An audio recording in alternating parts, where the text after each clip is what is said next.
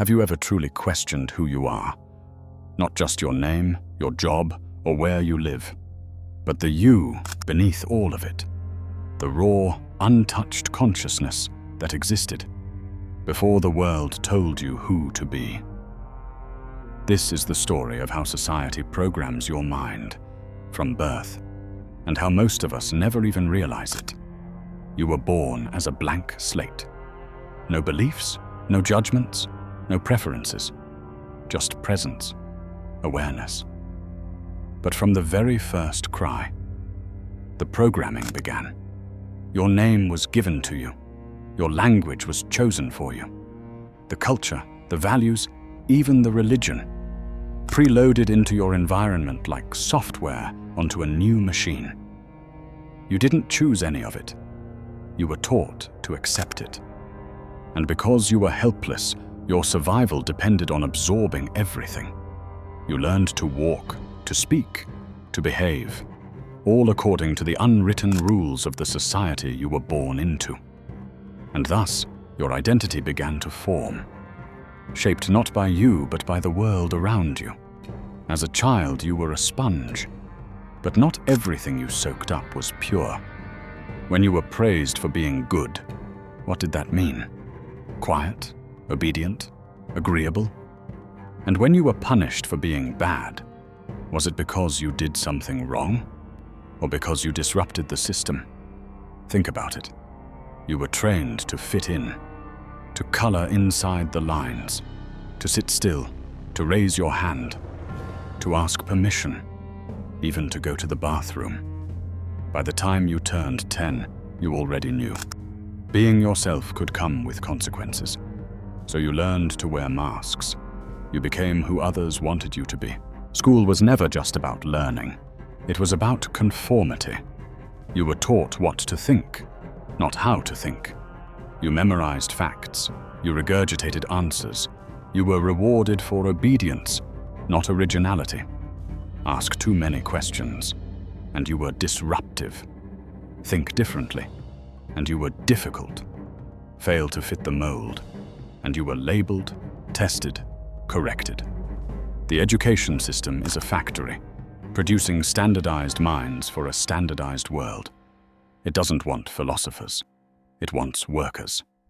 People who follow rules, clock in, do what they're told, then go home, numb themselves, and repeat. Adolescence should be the age of exploration, of identity, of belief, of truth. But instead, it becomes the age of pressure. You are told to find yourself, but only within the boundaries of what is acceptable. Dress like this, talk like that, like what everyone else likes. Don't stand out too much. Don't be too different.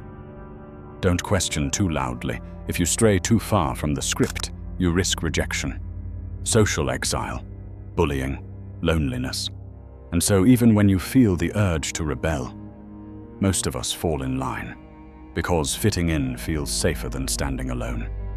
When you grow up, society tells you you're free. You can choose your path. But is it really your path? You're nudged into debt at 18, told that success means a 9-to-5, a mortgage, a family by 30. You spend most of your life working jobs you didn't dream of, buying things you don't need, to impress people you don't even like. You're distracted by media, addicted to devices, drowning in noise. You think you're making choices, but often those choices are just the default settings of the system, pre-selected options in a limited menu of illusions. And just like that, the cage becomes invisible. From childhood to adulthood, media whispers in your ear. Commercials, movies, songs, news. They don't just entertain you. They tell you what's normal, what's attractive, what's valuable, what to fear, what to chase. You're told what beauty looks like, what success means, what to be ashamed of. And it works, because repetition is hypnosis. The more you hear something, the more real it feels, whether it's true or not.